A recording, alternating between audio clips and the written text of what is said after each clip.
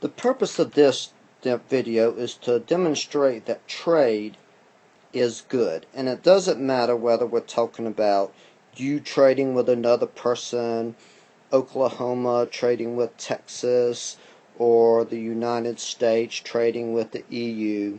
Trade always benefits people overall. And what we're going to demonstrate that using this example of sugar. And right now there is not free trade in sugar. There are government limitations for imports into the U.S.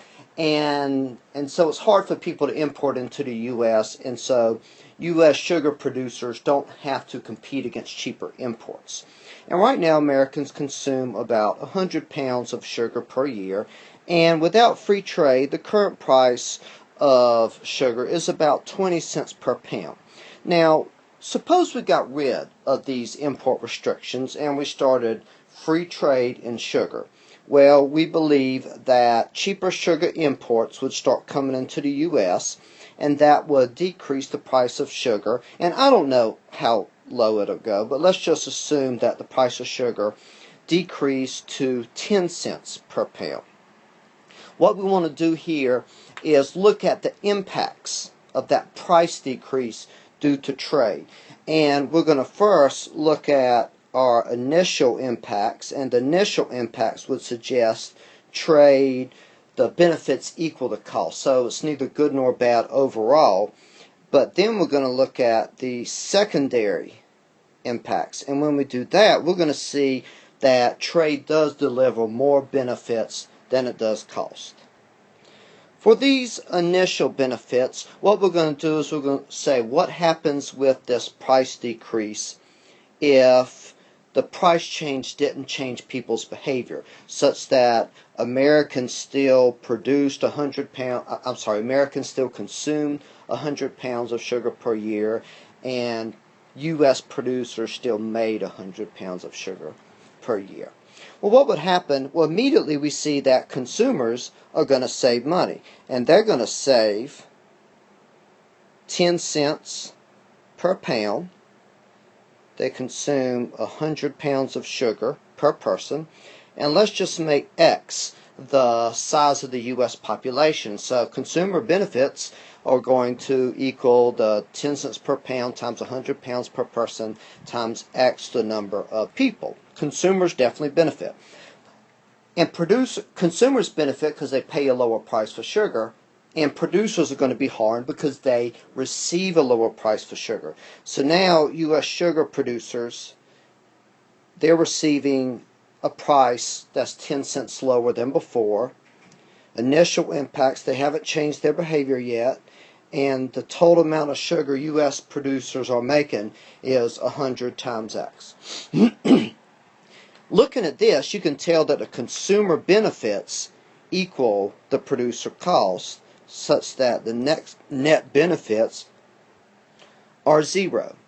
But remember, those are initial impacts. What we want to look at next is what happens when people change their behavior in response to the price decrease.